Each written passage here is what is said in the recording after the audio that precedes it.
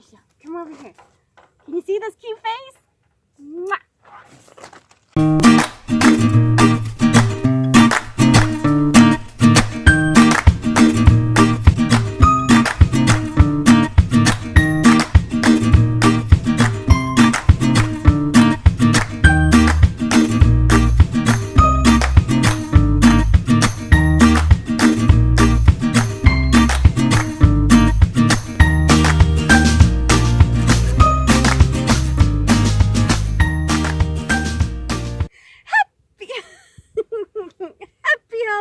Everybody, I'm doing a departure from my terrible first year of RVing to say let's do a detour and talk about holidays as a nomad.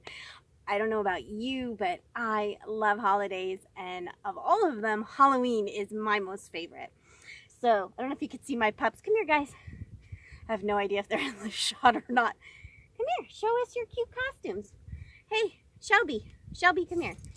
I haven't introduced my dogs. This is Wesley. Wesley, up, Wesley. Wesley is a pumpkin head for Halloween. I hope you can see him. And Miss Shelby, come here. Shelby, come on up. And Miss Shelby, I'm sure you can't see her, is a little witch. I'll drop in a picture if they didn't quite make it into the shot. But this is Shelby and Wesley. So I am boondocking. I am camping with friends. They're kind of far away. I get banished because my dogs are so yappy. And it's okay because I kind of like to be away from everybody. I always say that I like to camp alone, but with other people. So we're kind of far away from camp and no one's really doing anything. But I thought I would just share and celebrate Halloween with you guys. So look, I'm a bat. I don't know if you can see. But you know, you're supposed to be very careful about what you bring. You know, you don't have too much room when you're in an RV or a van. But I have one little box, and in my one little box I have all my little holidays. I have Halloween. I think I have more Halloween stuff somewhere. Of course, this little costume. I figured this little costume doesn't take up too much room. Here's the rest of my Halloween stuff. It's a little pumpkin kit, but I don't have a pumpkin. And then when the other holidays come, I keep saying I'm going to get like one of those little garden things that you hang these on, but we have Thanksgiving, and we have, oh, look, I forgot I had this. Okay. I don't know if it'll be reversed or not in the camera. Happy Halloween. And then we got Christmas. Anyway, yeah, that's kind of one of the things about being a nomad. And of course, this is my second round of holidays as a full-timer. And you kind of don't get to celebrate the holidays. So I don't know what I'm going to do about that. However, this year, I've informed my parents, probably not very happy with me, that I want to have nomad holidays this year.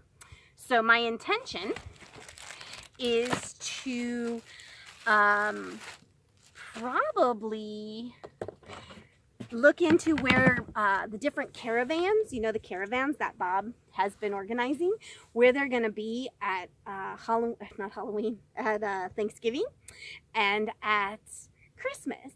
And I want to have nomad holidays this year and give that a try. I know I've seen lots of videos, you guys probably have too, where people are having potlucks, and I don't know.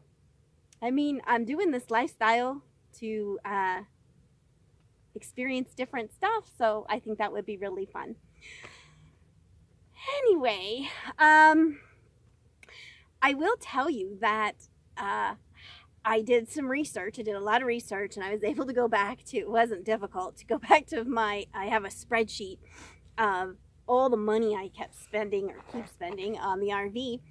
So I am able to see exactly the dates of when things went wrong, when the next thing went wrong, because I'm either sending texts and ordering parts or whatever. So I have to be honest and tell you that I think that I'm a little bit of a drama queen, because I certainly, and trust me, I will give you a before I ever hit the road countdown, which is probably a big part of why it just feels like it's never stopped, because that was even a rough road. Not just buying the RV, but then once I got the RV, there were so many things wrong with it. And I've always said that there is a special place in hell for the guy who sold this to me.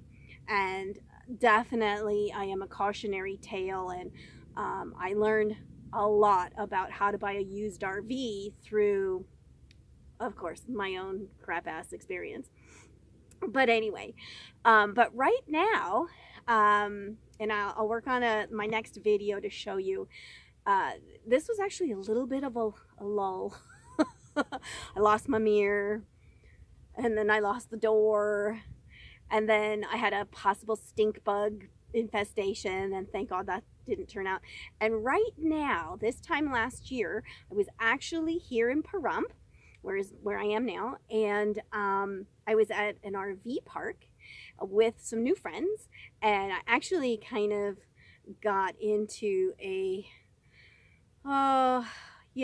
new friends, and you have that like first fight. I got into sort of a first disappointment, let's say, with a new friend, and so it was a crappy time, although not really RV related, and it was more related to this period of time last year. My house had closed, but it hadn't recorded, so the bank didn't get the money, and so every day there was one more document that was lost or whatever. So it was a stressful time, not RV related, and eventually the house money was in my account, and I needed to move banks, and I don't remember the reason why, but I wanted to take it out of one bank and put it in the other. And for some reason, I think it was time-wise, it's such a large amount of money, I didn't want to wire it because there was either a charge for it or it was going to take 5 business days. Anyway, here in Pahrump, my 2 banks were like right across the street from each other. And so my new friend I had made had told me that she'd be willing, because I don't tow a car, she did, that she would take me to one bank and I'd take all the money out, and then we'd go across the street to the other bank and I'd put all the money in.